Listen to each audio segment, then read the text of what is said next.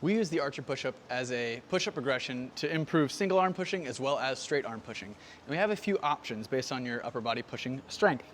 The first option, you're gonna need a slider for this, but you'll go into the top of a push-up, and as you lower yourself down on one arm, the other arm will slide out to the side, keeping that arm as straight as you can. From this bottom position, you're just gonna try and press yourself back up and pull with that opposite arm in. The other option, without a slider, would be to keep one arm straight and shift yourself over, up, and then shift to the other side. Ideally, that straight arm is as straight as you can get it that whole time. And just like with any other regular push-up progression, our goal is to keep our midline nice and tight, squeezing, driving as much tension into the shoulders as we can. And of course, always picking a reasonable progression for your push-ups. This is a great way to work towards that single arm push-up progression.